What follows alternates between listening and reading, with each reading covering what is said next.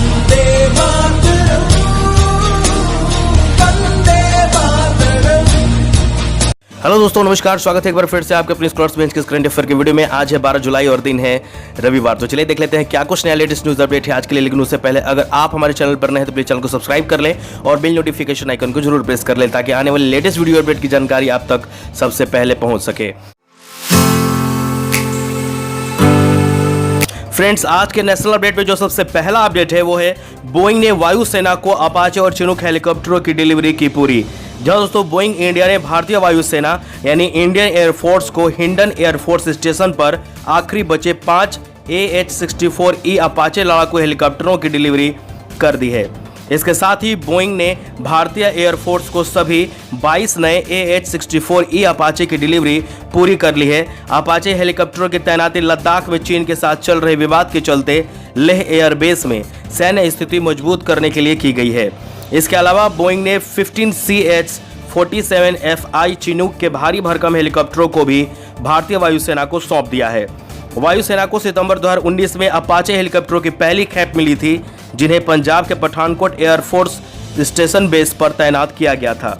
भारत ने सितंबर 2015 में अमेरिकी सरकार के विदेशी सैन्य बिक्री कार्यक्रम के जरिए बोइंग से 22 अपाचे हेलीकॉप्टरों और 15 चिनूक हेलीकॉप्टरों को खरीदने के लिए $3 अरब का अनुबंधन किया था।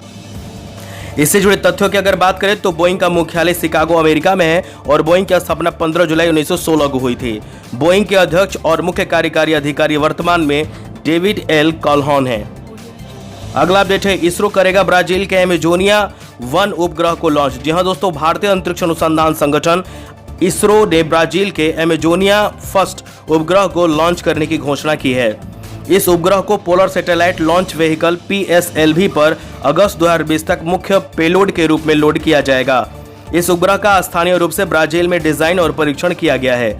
यह पृथ्वी अवलोकन वाला पहला उपग्रह होगा। भारत और ब्राजील ने साल 2014 में 6वें ब्रिक्स शिखर सम्मेलन में भारतीय remote sensing satellite IRS series के जरिए डेटा प्राप्त करने के लिए ब्राजील के एक पृथ्वी स्टेशन की स्थापना के लिए सहमति समझौते पर हस्ताक्षर किए थे।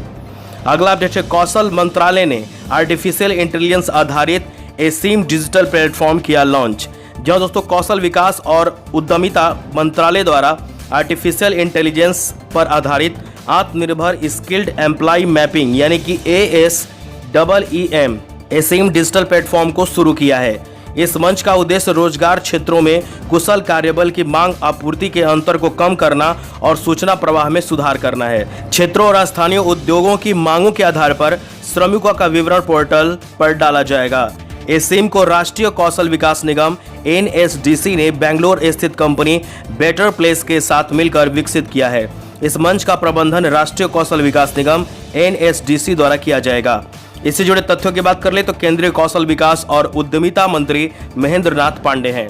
अगला अपडेट है जम्मू कश्मीर से प्रवासी मजदूरों के लिए रोजगार हेल्पलाइन जम्मू कश्मीर ने लॉन्च किया। जी हां दोस्तों, जम्मू और कश्मीर में पुलवामा के उपायुक्त डॉक्टर राघव लंगर ने जिले के प्रवासी मजदूरों के लिए एक रोजगार हेल्पलाइन शुरू की है। इसका उद्देश्य श्रम प्रधान क्षेत्रों में लोगों को रोजगार प्रदान करना है। विभिन्न श्रम प्रधान क्षेत्रों में काम करने के इच्छुक मजदूरों से लैंडलाइन नंबर 01933241218 और मोबाइल नंबर 7006010738 और दूसरा मोबाइल नंबर 7006727551 पर संपर्क करने का अनुरोध किया जाता है।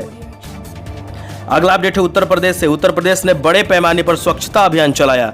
जब दोस्तों उत्तर प्रदेश सरकार ने 11 जुलाई 2020 को पूरे राज्य में बड़े पैमाने पर स्वच्छता अभियान चलाया। मुख्यमंत्री योगी आदित्यनाथ ने राज्य में कोविड-19 को रोकने के लिए इस अभियान की निगरानी की। उत्तर प्रदेश 10 जुलाई 2020 से 55 घंटों की अवधि के प्रतिबंधों की एक श्रृंखला के तहत है। 10 जुलाई 2020 को सुबह 10 बजे शुरू होने वाला प्रतिबंध यानी कि लॉकडाउन 13 जुलाई 2020 को सुबह 5 बजे तक जारी रहेगा। फ्रेंड्स, आज के इंटरनेशनल अपडेट में जो सबसे पहला अपडेट आ रहा है वो ऑस्ट्रेलिया से है।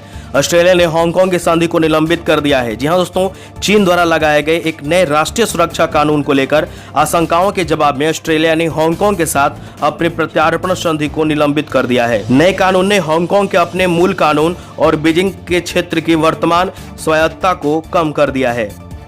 कनाडा ने अपनी प्रत्यार्पण संधि को भी निलंबित कर दिया है, जबकि ब्रिटेन ने हांगकांग निवासियों को नागरिकता के विकल्प की पेशकश की है।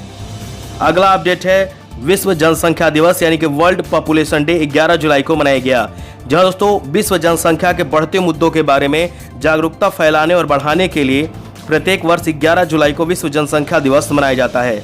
इस दिन का आविष्कार संयुक्त राष्ट्र विकास कार्यक्रम की गवर्निंग काउंसिल ने 1989 में किया था। वर्ष 2020 का विषय महामारी के बीच महिलाओं और लड़कियों के स्वास्थ्य और अधिकारों की रक्षा कैसे करें ये है।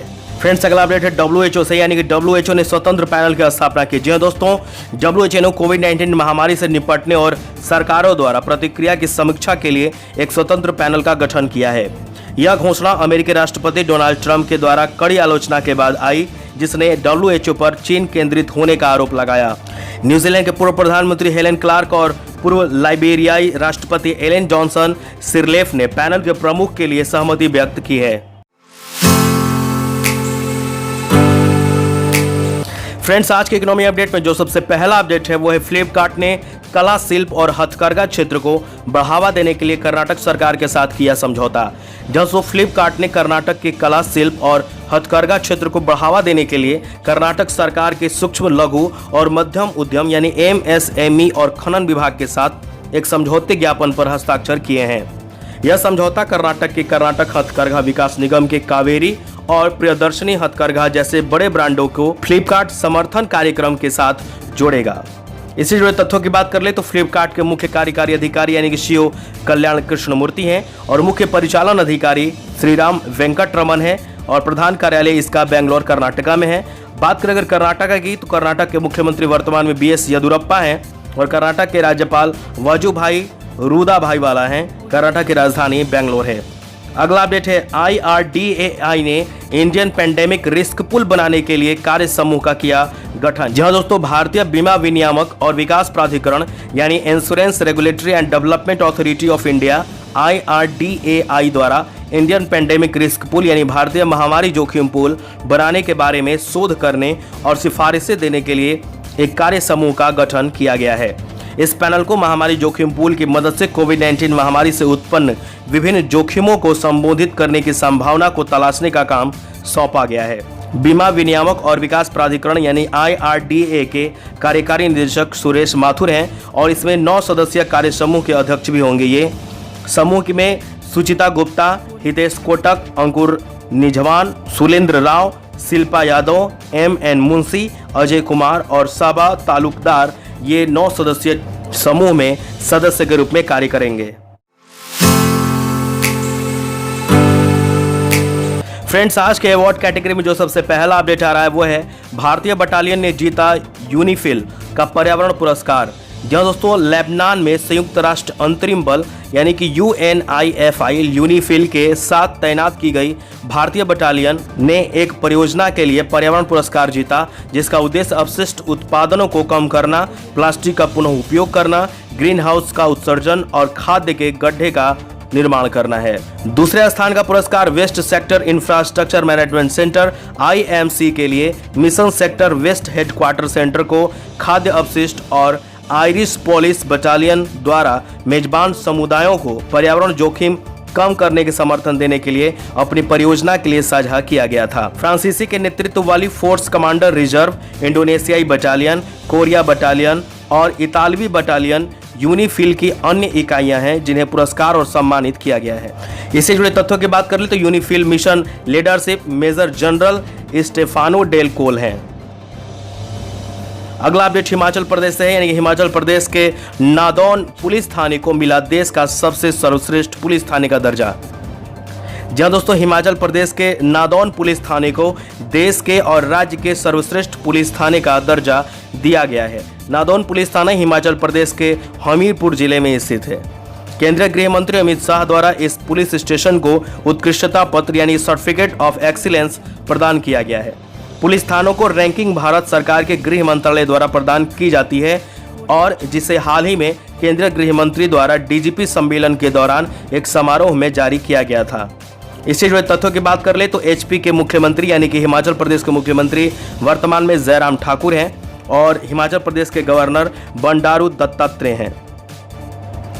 अगला अवार्ड अपडेट है, कैंजेंग डी थोंगडोक ने दादा साहेब फाल्के पुरस्कार जीता। दोस्तों ये एग्जाम के पॉइंट ऑफ व्यू से इंपॉर्टेंट है क्योंकि अक्सर दादा साहेब फाल्के पुरस्कार पूछा जाता है, तो इसे ध्यान से देखें। फिल्म निर्माता केजंग डी थोंगडोक ने प्रतिष्ठित दादा साहेब फाल्के पुरस्कार 2020 प्राप्त किया है। थोंगडोक की लघु वृत्त चित्र ची लूपो कृत्रिम रूप से शहद के शिकार के रिवाजों का वर्णन करती है जो सेटुक पेन समुदाय में प्रचलित है, जिसमें ची का अर्थ है शहद और लूपो का अर्थ है शिकारी। वर्तमान में थोंगडोक अपनी नई परियोजना पर काम कर रहे हैं जो खिक्साबा नामक एक डॉक्यूमेंट्री फिल्म है जो सेटुक पेन जनजाति का एक त्योहार है। फ्रेंड्स आज के ऑथर अपडेट में जो सबसे पहला अपडेट है वो है दलाई लामा के जीवन पर लिखी किताब 2020 में होगी रिलीज। जो दोस्तों दलाई लामा के जीवन पर लिखी गई his holiness the 14th Dalai Lama and illustrated biography शीर्षक पुस्तक का विमोचन 2020 में किया जाएगा। इस पुस्तक को रोली बुक्स द्वारा प्रकाशित किया गया है। यह पुस्तक दलाई लामा के सबसे करीबी सहयोगी में से एक माने जाने वाले और 40 से अधिक वर्षों के सलाहकार रहे लेखक तेनजिन गे टेथांग द्वारा लिखी गई है। यह बायोग्राफी 14वें दलाई लामा तेनजिन ग्यात्सो की यादगार यात्रा का वृतांत है। फ्रेंड्स आज के अपॉइंटमेंट अपडेट में जो सबसे पहला अपडेट आ रहा है वो है कार्तिक कृष्णमूर्ति कोलाबेरा के नए सीईओ। जो दोस्तों वैश्विक प्रौद्योगिकी प्रतिभा समाधान प्रदाता कोलाबेरा ने अपने नए सीईओ कार्तिक कृष्णमूर्ति की नियुक्ति की घोषणा की है।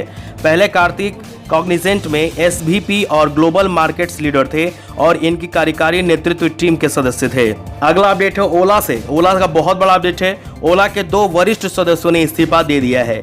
जो दोस्तों ओला के 2 शीर्ष अधिकारियों अरुण श्रीनिवास और संजीव सैंडी ने इस्तीफा दे दिया है। अगला अपडेट है मणिपुर के ज्ञानेंद्रो निगोम्बाम बनाए गए हॉकी इंडिया टीम के नए अध्यक्ष। जी हाँ दोस्तों मणिपुर के ज्ञानेंद्रो निगोम्बाम को हॉकी इंडिया का नया कार्यवाहक अध्यक्ष नियुक्त किया गया है। वह वर्तमान अध्यक्ष मोहम्मद मुश्ताक अहमद का स्थान लेंगे। यह फैसला मोहम्मद मुश्ताक अहमद के 7 जुलाई को हॉकी इंडिया को मिले इस्तीफे के बाद किया गया है, जिसमें उन्होंने इस्तीफे की वजह निजी और पारिवारिक कारणों को बताया था। इससे जुड़े तथ्यों की बात कर ले तो हॉकी इंडिया की स्थापना 20 मई 2009 को हुई थी और हॉकी इंडिया का मुख्यालय नई दिल्ली में है। फ्रेंड्स आज के स्पॉट अपडेट में जो सबसे पहला अपडेट आ रहा है वो है जासना चिनपा दुनिया की शीर्ष 10 रैंकिंग में शामिल। दोस्तों भारत की स्क्वैश स्टार जोस्ना चिनपा मिस्र की विश्व नंबर 1 रानेम एल वैलिली की सेवानिवृत्ति के बाद PSA विश्व रैंकिंग के शीर्ष 10 में वापस आ गई हैं। जोस्ना जो कोविड-19 महामारी के कारण मार्च 2020 से नहीं खेली हैं, एक स्थान ऊपर उठकर 10वें स्थान पर रही। मिस्र की नूरन गोहर रानीम की सेवानिवृत्ति के बाद नई विश्व नंबर 1 पर आ गई हैं। तो फ्रेंड्स आज के अपडेट में बस इतना ही। मिलेंगे अगले दिन किसी नए लेटेस्ट न्यूज अपडेट के साथ। आशा करते हैं आपको ये वीडियो पसंद आया होगा। अगर वीडियो पसंद आया प्लीज इसे लाइक करें, सब्सक्राइब करें और दोस्तों के साथ शेयर जरूर करें। तब तक के लिए आप स्वस्थ रहें, सुरक्षित रहें। जय हिंद, वंदे मातरम।